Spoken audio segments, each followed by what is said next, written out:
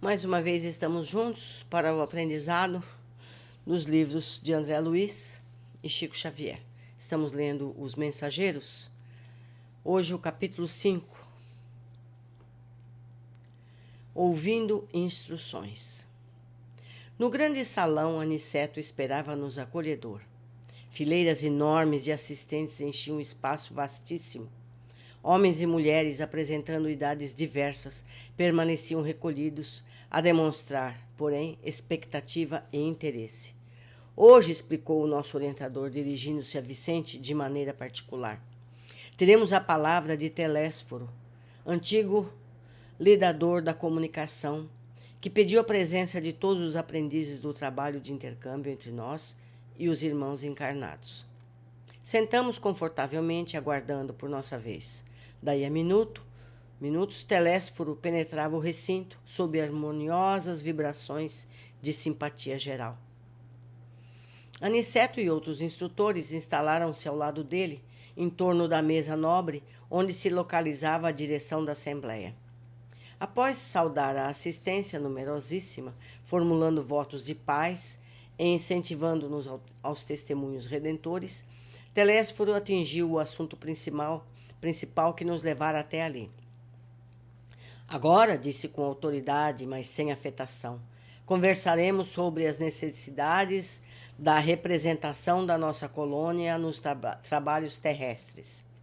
Aqui se encontram companheiros fracassados nas intenções mais nobres e irmãos outros desejosos de colaborar nas tarefas que condizem com as nossas responsabilidades atuais.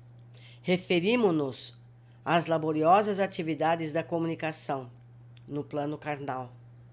Vemos nesta reunião grande parte dos cooperadores de nosso lar, que faliram nas missões da mediunidade e da doutrinação, bem como outros muitos colegas que se preparam para provas dessa natureza nos círculos da crosta. Nossa repartição vem promovendo grande movimento de auxílio aos irmãos encarnados e desencarnados, que se revelam incapazes de qualquer ação além da superfície terrestre. Nossa tarefa é enorme. Precisamos disseminar ensinamentos novos relativamente à preparação dos que habitam a nossa colônia, considerando os esforços e realizações do presente e do porvir. É indispensável socorrer os que enfrentam corajosos as profundas transformações do planeta. As transições essenciais da existência na Terra encontram a maioria dos homens absolutamente distraídos das realidades eternas. A mente humana abre-se cada vez mais para o contato com as expressões invisíveis, dentro das quais funciona e se movimenta. Isso é uma fatalidade evolutiva. Desejamos e necessitamos auxiliar as criaturas terrestres. Todavia, contra a extensão do nosso concurso fraterno, operam dilatadas correntes de incompreensão. Não relacionamos apenas a ação da ignorância e da perversidade. Agem contraditoriamente nesse particular grande número de forças do próprio espiritualismo. É muito importante isso, muito dramático. Eu vou ler novamente essa linha. Agem contraditoriamente nesse particular grande número de forças do próprio espiritualismo. Ou seja, pessoas dentro da luta da espiritualização maior, existem pessoas que lutam contra, atrapalhando o progresso. Isso é muito triste. Combatem-nos algumas escolas cristãs, como se não colaborássemos com o Mestre Divino. A Igreja Romana classifica-nos a cooperação como diabólica. A Reforma Luterana, em seus matizes variados, persegue-nos a colaboração amistosa. E há correntes espiritualistas de elevado teor educativo que nos malsinam a influência, por quererem o homem aperfeiçoado de um dia para o outro, rigorosamente redimido a golpe instantâneo da vontade, sem realização metódica. A gente já aprendeu em capítulos anteriores que a evolução não se dá de um salto. No campo de nosso conhecimento da vida, não podemos condená-los pelos desentendimento atual. O catolicismo romano tem as suas razões ponderáveis. O protestantismo é digno de nosso acatamento. As escolas espiritualistas possuem notáveis edificações. Toda expressão religiosa é sagrada. Todo movimento superior na educação espiritual é santo em si mesmo. Temos então diante de nós a incompreensão dos bons, que constitui dolorosa prova para todos os trabalhadores sinceros, porque afinal não estamos fazendo obra individual, e sim promovendo o movimento libertador da consciência humana, a favor da própria ideia religiosa do mundo. Sacerdotes e intérpretes dos núcleos organizados da religião e da filosofia não percebem ainda que o espírito da revelação é progressivo, como a alma do homem. As concepções religiosas se elevam com a mente da criatura. Muitas igrejas não compreendem, por enquanto, que não devemos espalhar a crença nos tormentos eternos para os desventurados, e sim a certeza de que há homens infernais criando infernos em si mesmos. Não podemos, porém, perder tempo no exame da teimosia alheia. Temos serviços complexos e dilatados. E, como dizíamos, a humanidade terrena aproxima-se dia a dia da esfera das vibrações invisíveis de condição inferior, que a rodeia em todos os sentidos.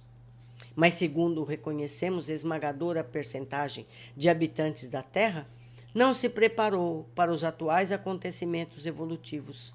E os mais angustiosos conflitos se verificam no sendal humano.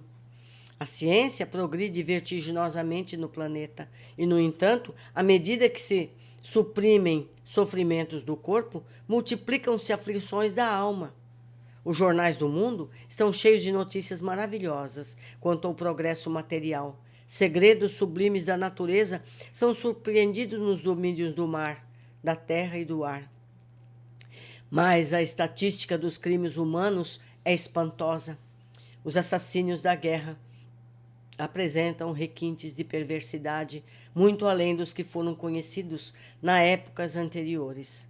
Os homicídios, os suicídios, as tragédias conjugais, os desastres do sentimento, as greves, os impulsos revolucionários da indisciplina, a sede da experimentação inferior, a inquietação sexual, as moléstias desconhecidas, a loucura invadem os lares humanos. Não existe um só país que a preparação espiritual bastante para o conforto físico. Entretanto, esse conforto tende a aumentar naturalmente. O homem dominará cada vez mais a paisagem exterior que lhe constitui moradia, embora não se conheça a si mesmo. Atendido, porém, o corpo revelará as necessidades da alma. E vemos agora a criatura terrestre assoberbada de problemas graves, não só pelas deficiências de si própria, senão também pela espontânea aproximação psíquica com a esfera vibratória de milhões de desencarnados, que se agarram à crosta planetária, sequiosos de renovar a existência, que menosprezam sem maior consideração aos desígnios do Eterno. A rigor, também nós compreendemos que os serviços da comunicação no mundo deveriam realizar-se apenas no plano da inspiração divina para os círculos terrenos, do superior para o inferior. Mas como agir diante de milhões de enfermos e criminosos nas zonas visíveis e invisíveis da experiência humana? Pelo simples culto externo, como pretende a Igreja de Roma? Pelo ato de fé, exclusivamente, como espera a Reforma Protestante? Por mera afirmação da vontade, conforme pontificam certas escolas espiritualistas? Não podemos, no entanto, circunscrever apreciações da visão unilateral do problema. Concordamos que a referência ao Pai, a fé e a vontade são expressões básicas da realização divina no homem, mas não podemos esquecer que o trabalho é necessidade fundamental de cada espírito. Que outros irmãos nossos perseverem, tão somente nas especulações teológicas. Encaremos, porém, o serviço do Senhor como se faz indispensável. A humanidade terrena, atualmente, é como um grande organismo coletivo, cujas células, que não as personalidades humanas, se envolvem ao desequilíbrio entre si, em processo mundial de reajustamento e redenção. Quantos cooperam conosco veem a extensão de cipoais em que se debate a mente humana. Criminosos agarram-se a criminosos, doentes associam-se a doentes. Precisamos oferecer no mundo os instrumentos adequados às retificações espiritualistas, habilitando nossos irmãos encarnados a um maior entendimento do Espírito do Cristo. Para consegui-lo, todavia, necessitamos de colaboradores fiéis, que não cogitem as condições, compensações e discussões, mas que se interessem pela sublimidade do sacrifício, da renunciação com o Senhor. E essa altura, Telésforo interrompeu a lição em curso e, fixando o olhar percussiente na assembleia, tornou em voz mais alta: quem não deseje servir, procure outros gêneros de tarefa. A comunicação não comporta perda de tempo, nem experimentação doentia, sem grave prejuízo dos cooperadores incautos. Noutros ministérios, a designação de trabalhadores define, com precisão, todos os que colaboram com o Divino Mestre. Aqui, porém, acima de trabalhadores, precisamos de servidores que atendam de boa vontade. Nesse instante, em vista de uma longa pausa, identifiquei a forte impressão dos ouvintes que se entreolhavam com inexprimível espanto. Olha, aqui foi firme. Eu tenho certeza que eu deixei muita coisa para trás sem comentar. Vocês deveriam puxar minha orelha, chamar a atenção para esses parágrafos tão importantes, porque essa lição é muito rica. São muitos os detalhes. Agora, vou lembrar que esse livro foi escrito na década de 40 do século passado. Nós, no nosso grupo no Brasil, tivemos oportunidade de encontrar irmãos católicos de altos níveis, pessoas de Madre Superiora, para dar um exemplo, um pastor protestante, que trabalhamos juntos, certo? Essa madre faz conferências, faz palestras no Centro Espírita.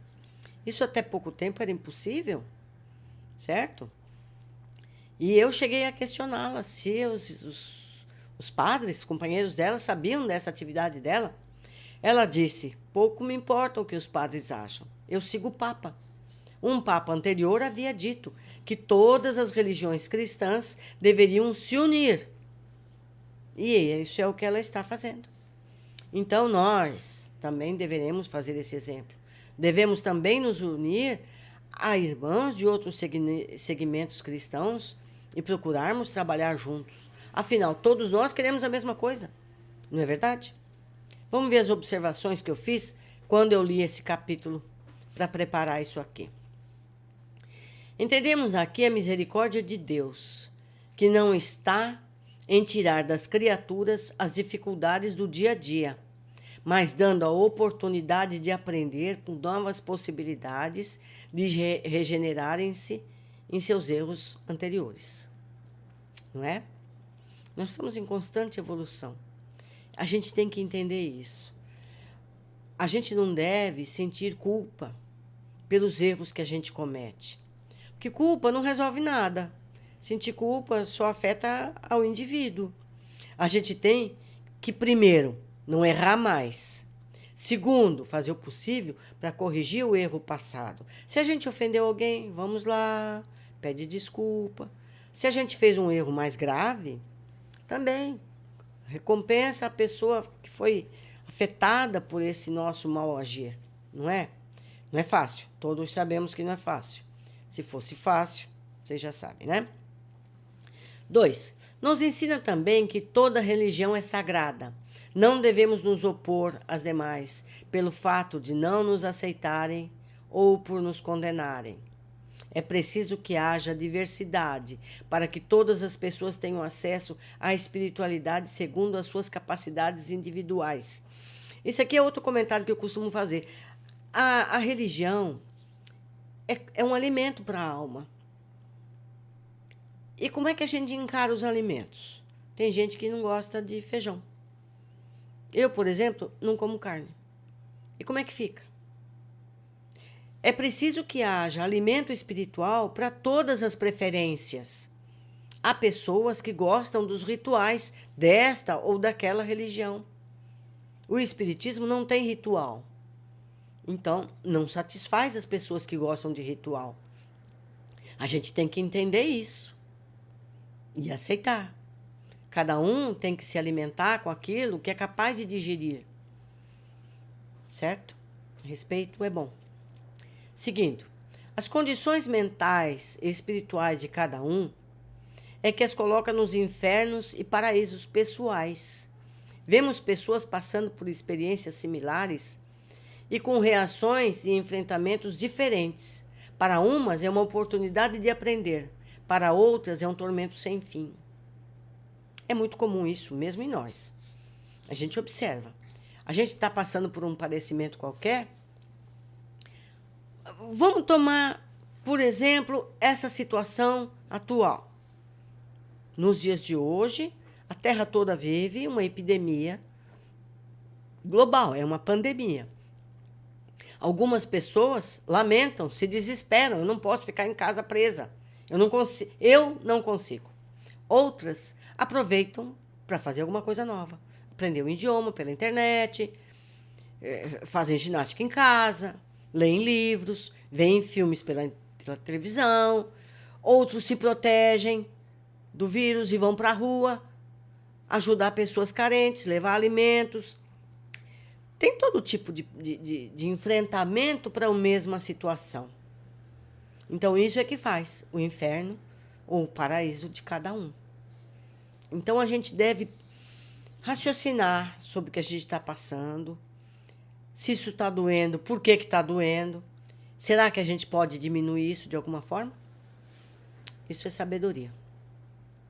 E, finalmente, Telésforo foi rigoroso, levantando a voz, e exigiu trabalho dedicado e efetivo. E ele foi duro. Se vocês não estão dispostos, procurem outro serviço. Aqui vai ser como eu quero. Certo, amigos? Eu espero que vocês tenham gostado. Eu tenho certeza que eu não abordei todos os assuntos desse capítulo. Eu espero que vocês me ajudem nisso, observando o que eu não vi, escrevendo aí embaixo, me chamando a atenção para muita coisa, e vamos conversar nas linhas aí embaixo. E uma coisa que eu não fiz nos outros capítulos, quem chegou até aqui, por favor, se inscreva no canal, dê um joinha. Por que isso? Não é por mim, é porque isso faz com que o canal seja visto por mais pessoas. E quanto mais pessoas tiverem conhecimento que está sendo aqui disponível, melhor, não é verdade? Um abraço a todos, até nosso próximo encontro.